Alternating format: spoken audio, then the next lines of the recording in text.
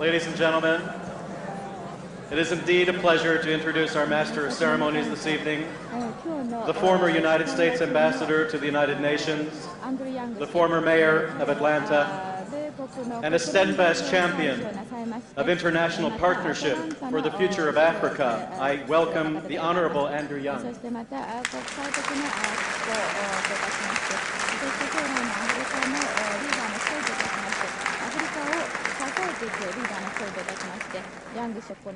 Thank you very much. It's a pleasure to be here with you. As you can see around you, there are more than 1,200 of us here tonight, from more than 100 nations and from every continent, gathered together to honor African leadership.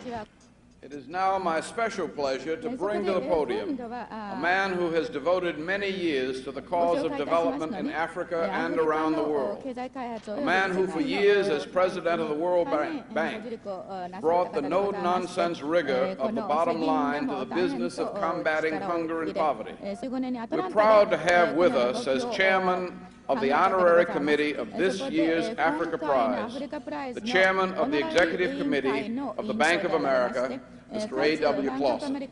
Clausen.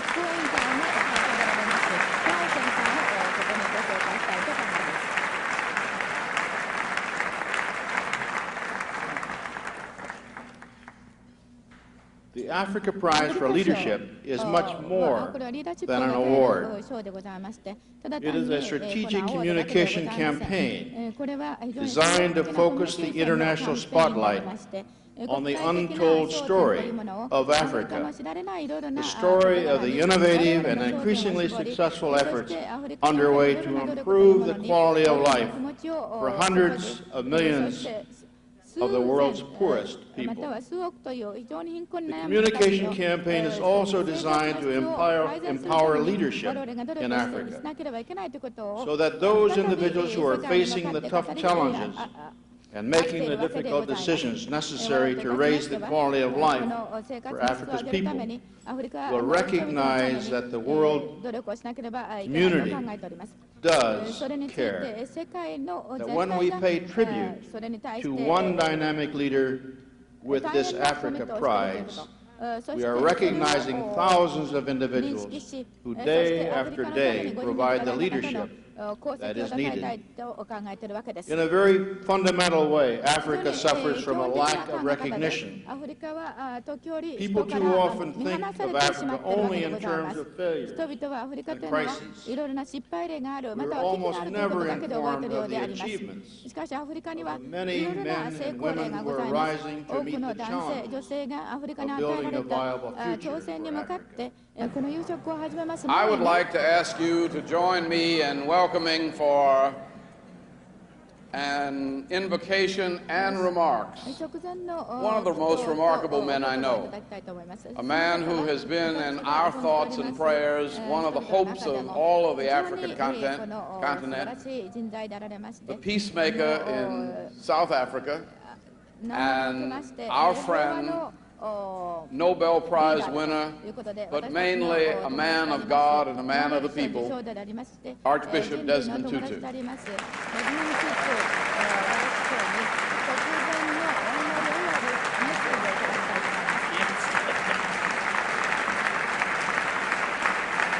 Thank you.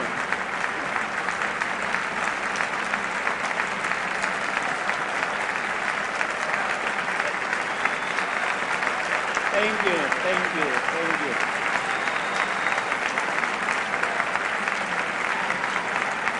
Thank you very much. Thank you, friends.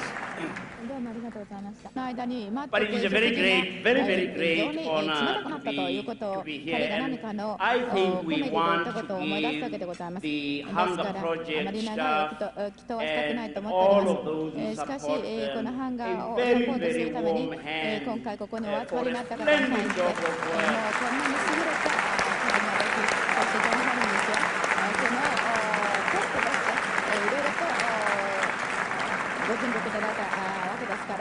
They have brought together many wonderful people who are saying to us, as all of you are saying, that this world can and should この become すべて a の世界 better の人間 place. がその世界全体を良くするために地球をより良いものにするためにここに集まってまた日頃のいろんな活動をしているわけであります。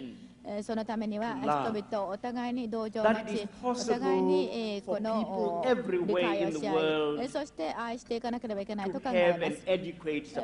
どの場所に私たちが住んでおりましても、これから十分な努力をすることによって、そして飢餓というものをここから分かれていくことは可能であると考えます。そして皆さん方はそのために自分たちの活動をしてくださるわけでございます。特にアフリカのことを考えていただきまして嬉しく思うわけです。私は長から来ております。そして皆さん方に感謝をしたいと思います。of quite staggering developments. You are all wonderful. Thank you very much for that support.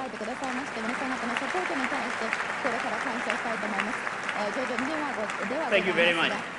I want to pray now, but I'm reminded of a priest who had forgotten to say grace before eating. And when somebody nudged him and said, Father, you are to pray now, he was much smarter than I, and thought of a psalm that starts off, praise the Lord, O my soul, and all that is within me. Praise his holy name. Let us pray. God, we thank you for your love. We thank you for mediating it through so many others in the world, to your children in need. We thank you especially for those involved in the Hunger Project. We thank you for the possibility of supplying the needs of your many, many, many children in need. We thank you for the hands that seek to bring about sharing in your world. We thank you for those who say that this world is going to become beautiful. It is going to be a world of sharing, of caring, of compassion, of laughter, そして笑みの絶えないような、そして生きる力が充満しているようなこの地球というものを作ることができるように心から祈るところでございます。Sicela ukuthi ube nabo bonke abo abasweleyo kwindawo ngendawo ngoYesu Kristu inkosi yethu. Amen.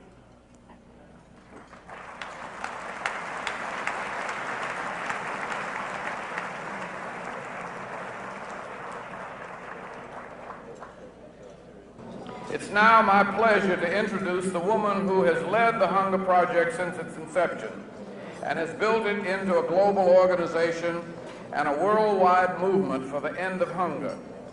Today, more than 6.2 million people in 152 countries have enrolled in the Hunger Project. Everyone who has been privileged to work with Joan on any project knows and admires her brilliant executive abilities and her uncompromising stand for excellence. She's known around the world for her remarkable ability at making things happen, at translating vision into accomplishment. Joan Holmes is the embodiment of the commitment to a world where every man, woman, and child has an opportunity they need to live a healthy and productive life. She is an internationally recognized spokesperson and leader for the end of hunger, a champion for humanity, and a passionate and articulate voice for the dignity, hard work, and vision of those who struggle to bring their own hunger to an end. Ladies and gentlemen, won't you welcome with me Ms. Joan Holmes.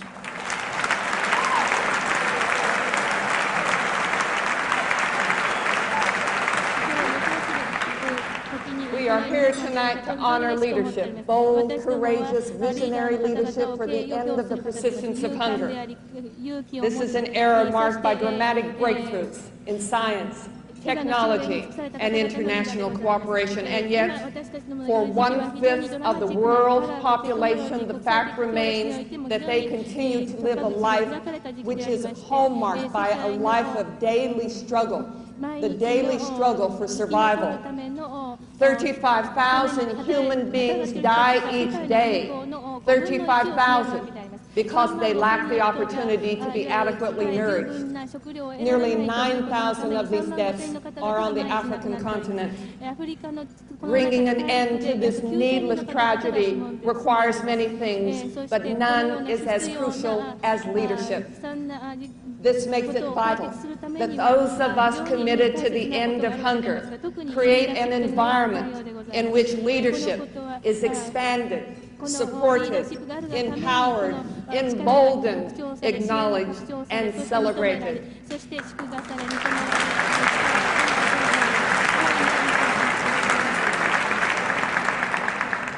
Tonight we honor two outstanding African leaders, General Olusegun Obasanjo and Dr. Esther Oklu. General Obasanjo is a true champion for the end of hunger and a leading international spokesperson for the future of Africa. He is a man of unflinching determination and unwavering principle who is willing to confront the harsh realities facing Africa. He is hard-hitting in his analysis and forthright in expressing his views of what must be accomplished. One of the striking characteristics of the General's leadership is his profound recognition that in charting the future of Africa, women, their education, and their empowerment must be given the highest priority.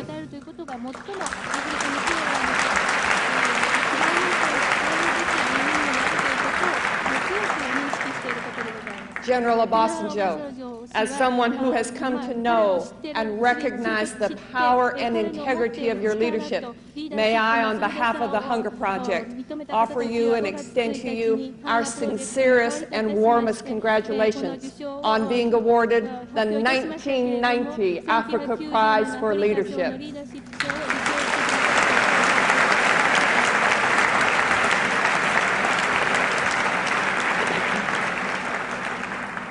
Our co-laureate is a person with an extraordinary record of accomplishment. Dr. Esther Oklu has dedicated her life to providing opportunities for Africa's entrepreneurs. She's enabled them to launch viable enterprises and contribute to the economic revitalization of the continent. In particular, she has empowered women to acquire the skills and credit they need to achieve a better standard of living for themselves and their families. In so doing, Dr. Oklu has expanded the frontiers of women's participation throughout the developing world. She is a model for all those striving to produce creative solutions to the problems of hunger and poverty. Dr. Oklu, the Hunger Project is proud and privileged to celebrate you and your outstanding leadership. We congratulate you on being awarded the 1990 Africa Prize for Leadership.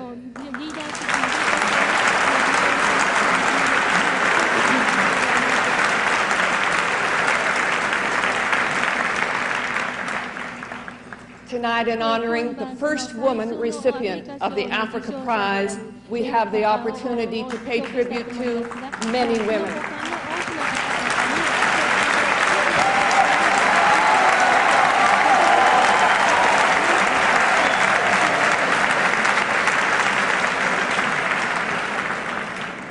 Women are in the vanguard of Africa's heroic struggle to end the persistence of hunger and to achieve economic liberation.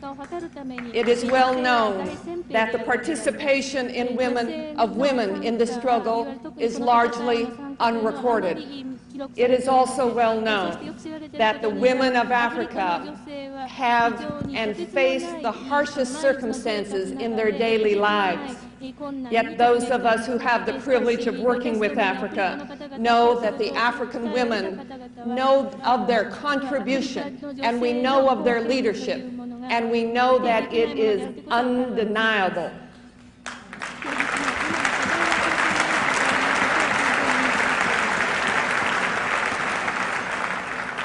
In Africa, women have the primary responsibility to provide their families with food, fuel, water, health, and education. In addition to fulfilling this extraordinary responsibility, the women of Africa also make an enormous contribution to the economy. They comprise up to close to 35% of the workforce in sub-Saharan Africa, and in several countries, women make up more than 50%. In certain sectors of the economy, women play the paramount role. In the informal sector, 70% of all the micro-enterprises are run by women. Micro-enterprises like handicrafts, garment making, and street vending. In the service sector, in areas like health and education, women make up more than 60% of the workforce in countries as diverse as Egypt, Kenya, Malawi, and Botswana. And in Africa's priority of priorities, agriculture, women are at the forefront. Women till the fields, weed the sorghum, transplant the rice seedlings, harvest the crops, grind the maize, tend the animals, and process and market the food that feeds the families of Africa. 80% of all small-scale food farmers in Africa are women. But you and I are here tonight not only to acknowledge the work and contribution of people to the end of hunger. You and I are here tonight to honor leadership. As all of us are well aware, leadership knows no boundaries of race or sex. It is not confined to a certain background or expertise. Leadership is a profoundly human quality present in each of us that, when expressed, has the power to transform families, nations, continents, and on occasion the whole world. This evening, I would like to give us the opportunity to recognize the thousands of women in Africa who are expressing bold, courageous, innovative leadership. One such leader is Dr. Mamphele Ramphele, founder and director of the Community Health Center in the Black communities of South Africa. In 1977, she was banned by the South African government for her leadership and forcibly exiled to a remote resettlement area of the Transvaal. Undaunted by being removed from her family, her friends, and her work, Dr. Ramphele established a new health center, this time serving an impoverished population of 100,000 people. This center proved to be a catalyst. People from the region came together to tackle the problems of poverty, unemployment, disease, and illiteracy. In Kenya, Professor Wangari Maathai created the first women's environment movement in Africa.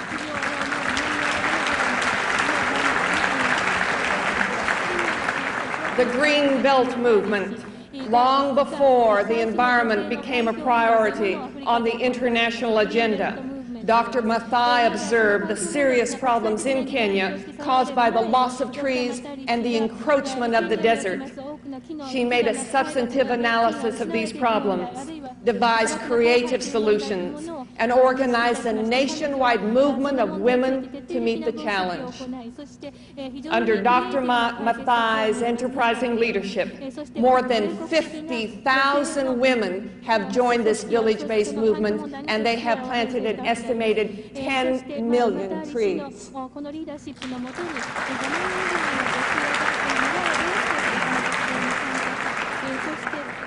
Insightful strategic intelligence is the hallmark of the leadership of Dr. Marie-Angelique Sauvanet. Dr. Sauvanet recognized the paucity of research on African women and the lack of data regarding their contribution. She knew that without this information, policies and programs to revitalize the continent would inevitably falls short of the mark. In 1977, Dr. Savaneh founded AWARD, the Association of African Women for Research and Development. In just 13 years, AWARD has grown from a handful of women researchers into a pan-African network. This network is designed to ensure that all social science on the continent takes account of women's contribution. Ramata Sawadogo of Burkina Faso is expressing her leadership in the grassroots movement, one of the most potent forces for the end of hunger on the African continent today. I well recall my first experience of seeing Ramata. She was leading an outdoor training session for 300 community leaders, known locally as animators. I was inspired to hear these women from across West Africa. They shared their triumphs and challenges in organizing the village women to learn to read and write, to gain access to credit, and to seek out information on family planning. Ramata has provided this training for thousands of animators in West Africa. Seeing Ramata's dynamic leadership in action, I gained a deeper appreciation for the impact that she and women like her are having on the quality of life for men, women, and children throughout Africa. Everywhere I've traveled, I've come face to face with the courage, boldness, vision, and creativity of Africa's women leaders. Leaders like Zimbabwe's First Lady, Sally Mugabe, who has made child survival and development a top priority in Southern Africa. Nana Rawlings, President of Ghana's National Women's Movement. Graça Machel, the former Minister of Education in Mozambique and now President of the National Organization of Children. Mary Tedessa, Director of the Women's Center at the Economic Commission for Africa. Mary Okello, member of the Hunger Project's Global Board of Directors and the first woman to serve as senior advisor to the President of the African Development Bank. And Botswana's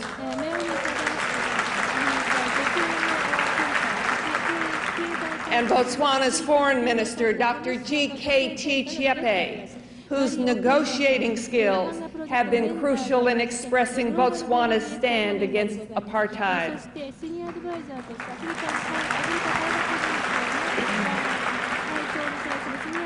These leaders and thousands like them demonstrate the fact that women do not only work hard, contribute to their families, and grow Africa's food.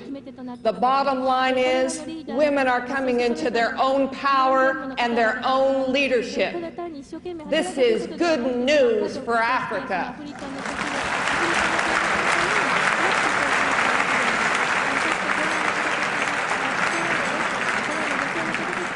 The leadership of women, together with that of men, creates and provides an expanded pool of talent, fresh perspectives, and strength and commitment. It creates the possibility for a dynamic new synergy of leadership that will end hunger in Africa. Thank you.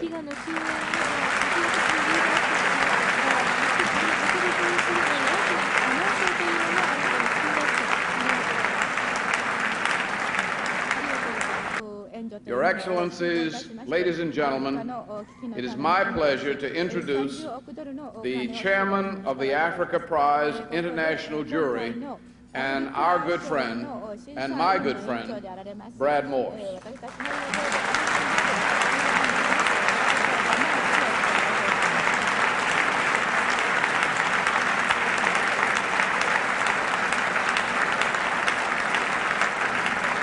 Thanks very much, Andy. Your Excellencies, some many distinguished guests, heads of state, heads of government, representatives of governments. Each year, the Africa Prize for Leadership honors one or more distinguished Africans who have exhibited exceptional leadership to bring about the sustainable end of hunger at the national, regional, continental level. And the prize searches out individuals of excellence, individuals working in politics, public policy, science, agriculture, education, health, local self-help activities, and it honors those whose leadership reflects boldness, courage, and creativity. In years past, the Africa Prize has been awarded to a number of outstanding African leaders.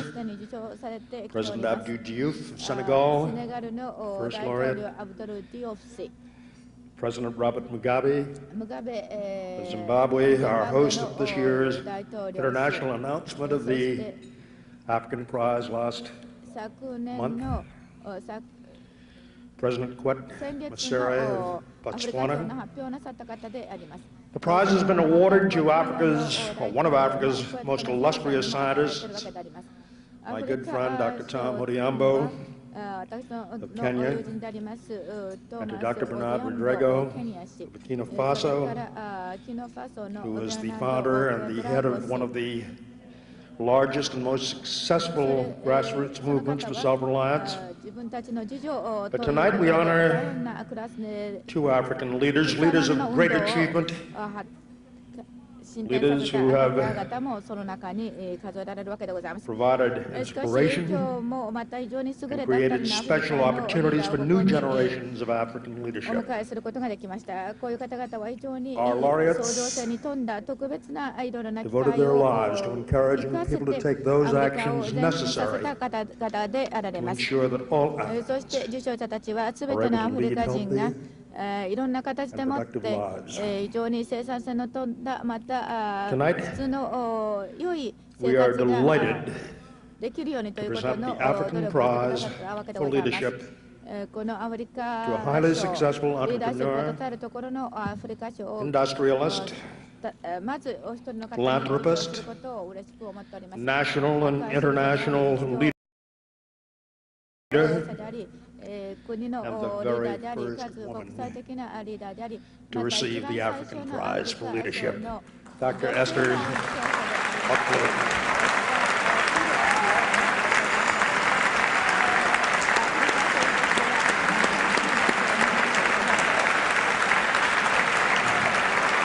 Dr. Oklu's professional life is focused on those critical aspects of feeding Africa that come after the harvest: food processing, food preservation. And in 1942, with 10 shillings given to her by her aunt, she bought some oranges. And she made 12 jars of marmalade. It must have been good marmalade, because today her business packages foods using Ghanaian produce, soups, fruit juices, you name it. Esther Oklu has been a pioneering leader since the time of Ghana's independence. In 1958, she was the founder and the first national president of the Federation of Ghana Industries. In 1964, she became the first female executive chairman of the Ghana Food and Nutrition Board, and in 1978, she founded the Ghanaian branch of the International Federation of Business and Professional Women. Dr. Oklu has been committed for a long time to providing two essential opportunities to African women: training and access to credit so that they may start their own enterprises. She accepted the invitation of the African Training and Research Center for Women of the United Nations Economic Commission for Africa to assist in the training of women for from many countries in processing and preserving food. And at a workshop in Mexico City, preceding the International Women's Conference in 1975, she advanced the idea of an international bank to serve women. And the result has been an institution called Women's World Banking. President's here tonight.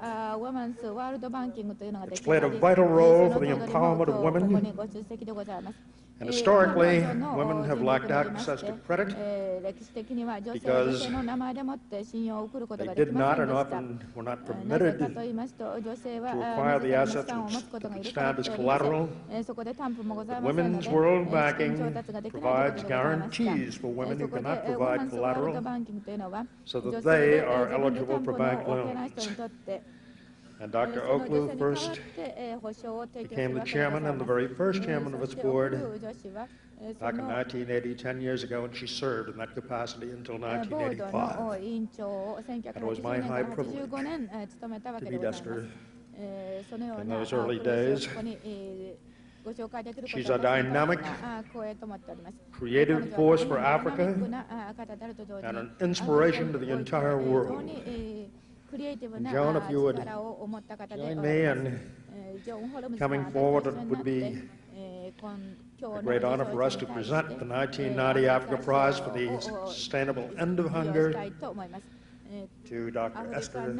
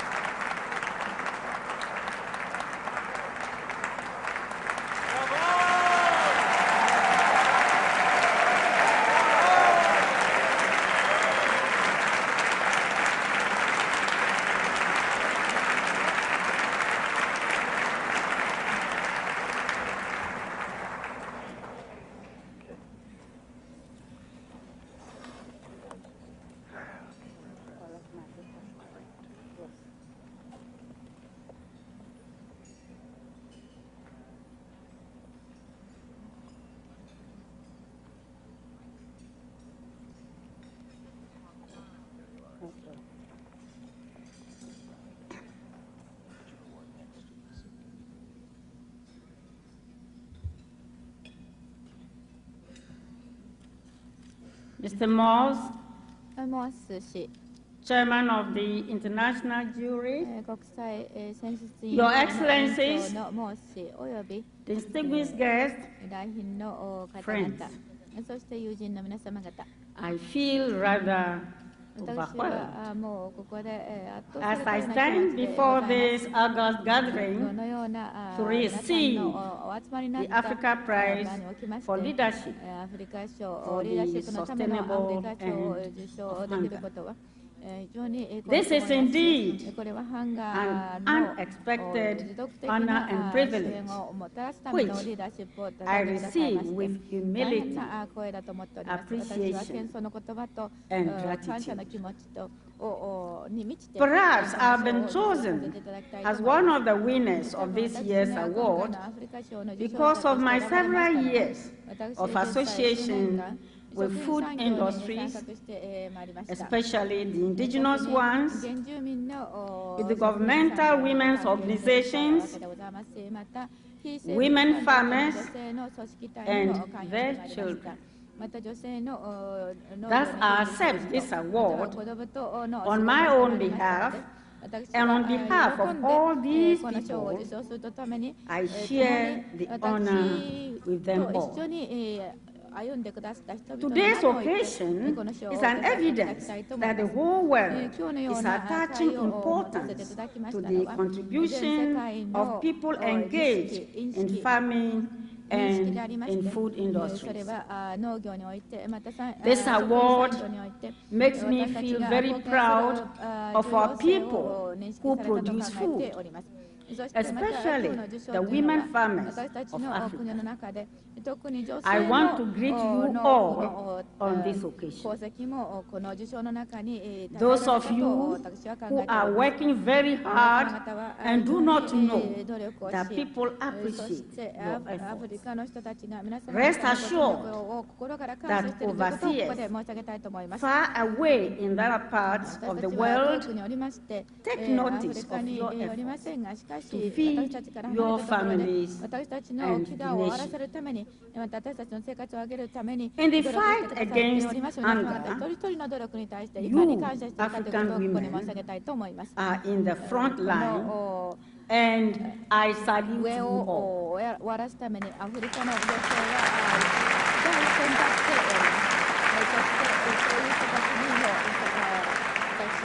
Having said this, I would like to express my deep appreciation to those who conceived the idea of the Hunger Project, and to all the people, companies, foundations, institutions, governments, and United Nations who have helped this laudable idea to materialize. Hunger and poverty are bitter enemies of mankind. Third world countries, especially in Africa, have fallen victims. It behoves us, therefore, to declare a relentless war on these two enemies, so that we can attain our goal of dignity and sustainable end of hunger, not only in Africa, but in the world as a whole. Mr. Chairman, I would like to assure you that the program of the Hunger Project gave welcome inspiration to those who need it most. We who are receiving these awards have been greatly honored. And what is more, we have been inspired and our courage boosted to struggle harder in our determination to do more. The program of the Hunger Project not only raises the social status and prestige of African farmers and indigenous industrialists, but it creates a climate which will make it easy to mobilize the people in these sectors to declare and fight the war on hunger and poverty. I cannot conclude this speech without making two very important appeals. The first one is about financial assistance to African women farmers.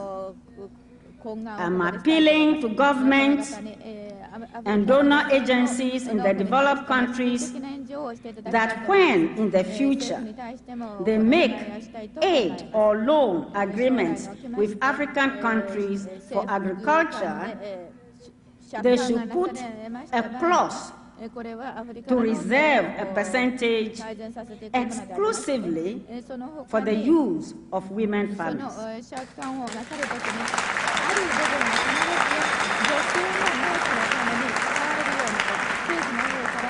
This will go a long way to enhance the contribution women are making towards food security on the continent. My second appeal is for capital support for women World Banking's operations to develop a guarantee scheme, to a fully fledged community or commercial bank. My plea for grant and donation to the Women's World Banking Institution in countries where they now operate is this.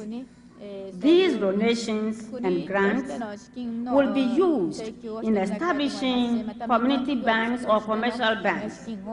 It is hoped that some of the profits derived from the operations will be used to render more effective services and the training of our women, training which is very, very crucial. In conclusion, Mr. Chairman, I would like to take this opportunity to express my sincere thanks to all my friends, co-workers, and the members of my family who are all here today to witness this historic occasion. They deserve to be here because they all contributed in diverse ways to what is happening to me today. I would also like to express my special thanks to my husband for all the support and encouragement over the years.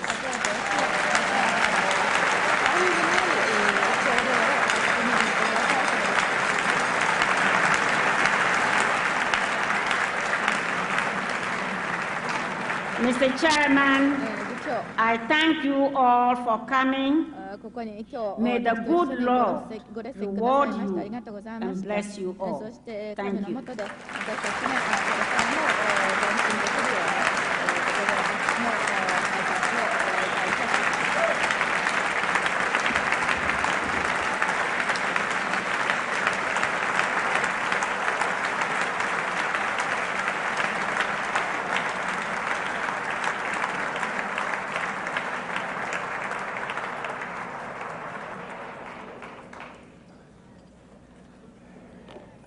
Thank you very much, Esther Oklu. Thank you very much for your message, and the world is profoundly in your debt for your achievements and for the tremendous productivity that your accomplishments have unleashed. You've just heard, ladies and gentlemen, from a great human being who happens to be a woman. We have another great human being, many, but we have another great human being who happens to be a woman known throughout the world here with us tonight. And it's my privilege to present to you Diana Ross. Diana?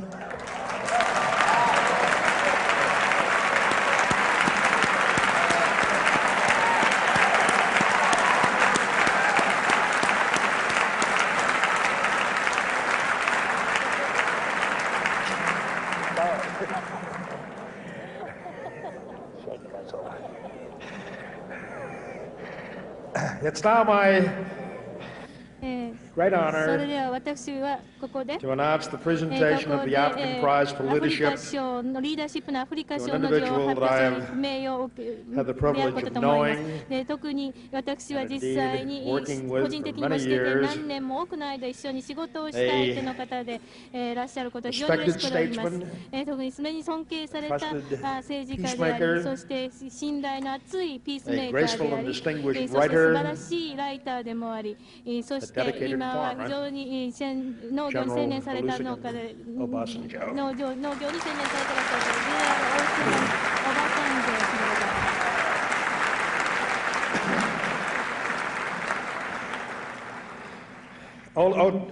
Although General Obasanjo is a man who believes that action is at the heart of leadership, and he's demonstrated his leadership in action as a vigorous, untiring, unyielding advocate of world disarmament, of democracy, of agriculture, of development. He's a strong, resounding voice for Africa, and he has for so many years spoken out unflinchingly on the great challenges facing Africa. As head of state, General Obasanjo worked to direct his country away from its dependence on oil exports and toward agricultural production. His agricultural development movement, Operation Feed the Nation, served to increase the number of farmers and to raise the people's awareness of the key role that agriculture plays in any economy, including the economy of the great country which he headed. In 1979, after just 3 years as head of state, General Obasanjo kept the promise he made to his people and returned his country to civilian government.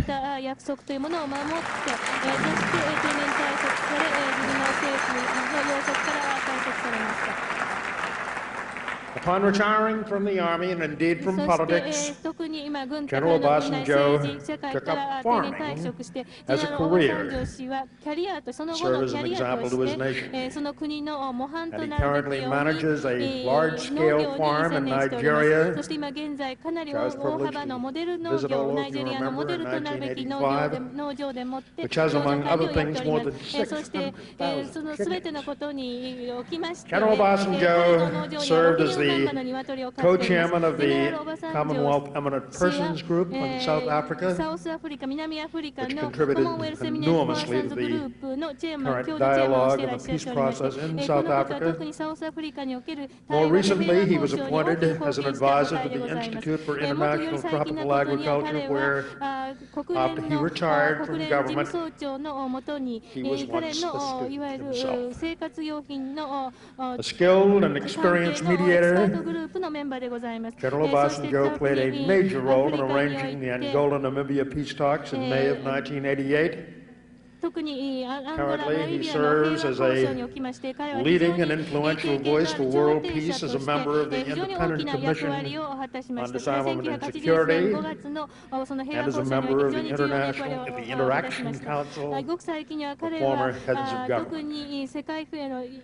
General Obasanjo's vision was dramatically demonstrated just a couple of years ago in 1988 when he inaugurated the Africa Leadership Forum, a forum designed to empower young and promising Africans for the duties, for the responsibilities, and indeed for the demands of leadership in this increasingly interdependent world.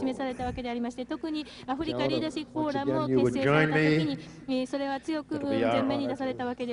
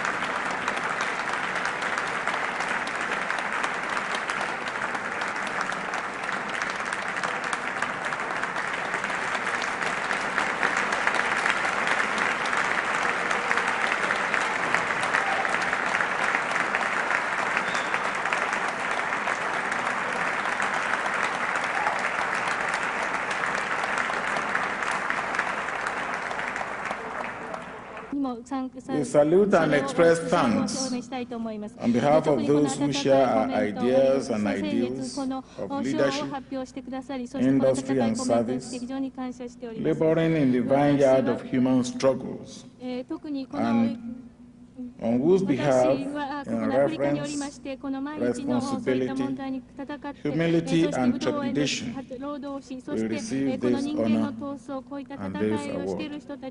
After handing over the reins of government to a democratically elected civilian government in 1979, and with the support of the Agricultural Loan Guarantee Scheme, I plodded into the unsafe and unsure terrain of modern integrated farming.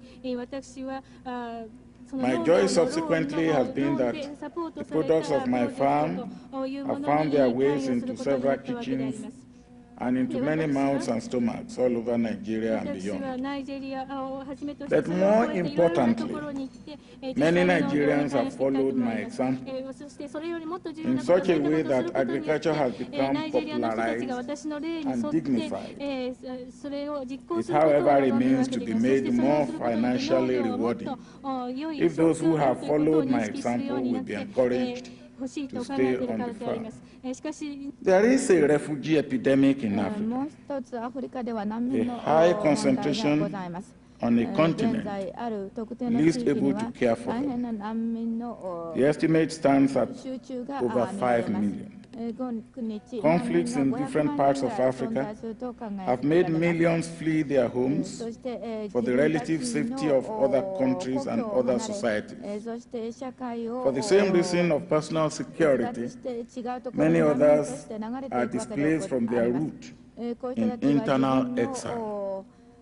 The figure of those fleeing from the scourge of poverty and economic deprivation is on the increase. Although the Horn of Africa is the worst, there is no sub-region of Africa that does not have its ugly share of this shameful affliction. My own sub-region of West Africa has unhappily joined the League through the civil war in Liberia, the conflict between Mauritania and Senegal, and the general poor economic condition in the sub-region. The United Nations High Commissioner for Refugees and other agencies helping refugees are facing financial crises, which have compelled drastic reductions in the support for programs and services in the areas of education, health delivery, nutrition, shelter, rehabilitation, construction and maintenance activities. In short, the situation is that of hopelessness and helplessness. The essence should be to empower the refugees to be self-assertive, self-supporting, and self-reliant, rather than indulge them to be lazy and dependent. The root cause of poor and inadequate performance in Africa, whose symptoms are poverty, refugees, and poor social and economic indicators, is poor planning and poor management. We cannot get out of the vicious cycle until we improve human resource capacity in policy formulation and policy execution. The need for a center in Africa for policy and strategic studies on a continental level, which has been identified for some time, is crying now for activation and implementation. Ladies and gentlemen, for these two glaring requirements in Africa, the requirement for the refugees and the need for a center for policy and strategic studies, I would like to donate the funds associated with this unique and significant award.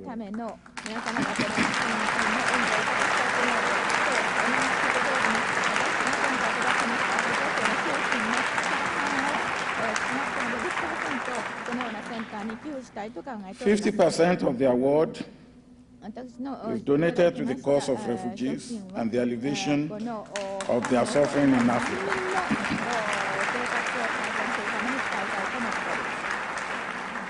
To be disbursed by the UNHCR.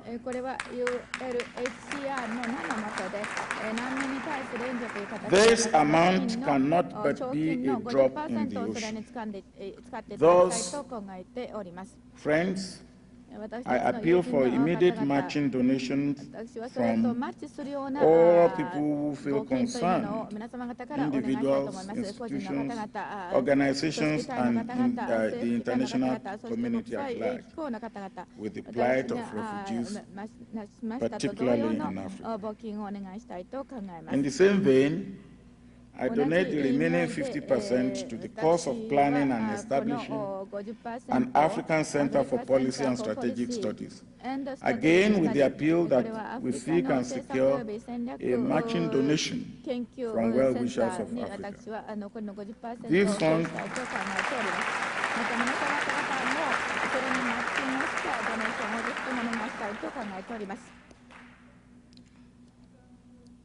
the fund for the Center for Policy and Strategic Studies will be held in an escrow account to be made available for the purposes of the center once its implementation process gets underway.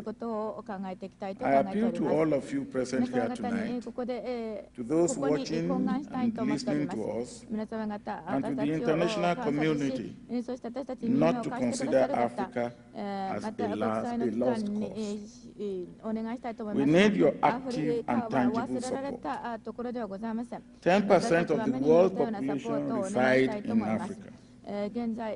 My conviction is that we can still substitute prosperity for poverty in Africa through awareness by Africans and encouragement with assistance from outside. One of the best pictures of the planet Earth in all its beauty that has ever been produced is that taken from the outer space. It shows the world as a tiny, colorful ball surrounded by the darkness of the emptiness of space. It is a beautiful picture, indivisible into racial segments. It is one world, our place of abode, from where we must remove the contradictions of love and hatred, poverty and plenty, war and peace, rich and poor, wasteful consumption and hunger. We have the means to make that beautiful picture a beautiful, harmonious, and near-perfect world. We only need the will. Once again, let me commend the Hunger Project for pursuing relentlessly the cause of ending hunger, a shameful scourge, and a blot on all our conscience. It is an idea which is very timely and a dream whose fulfillment deserves all our support and all our commitment. Thank you.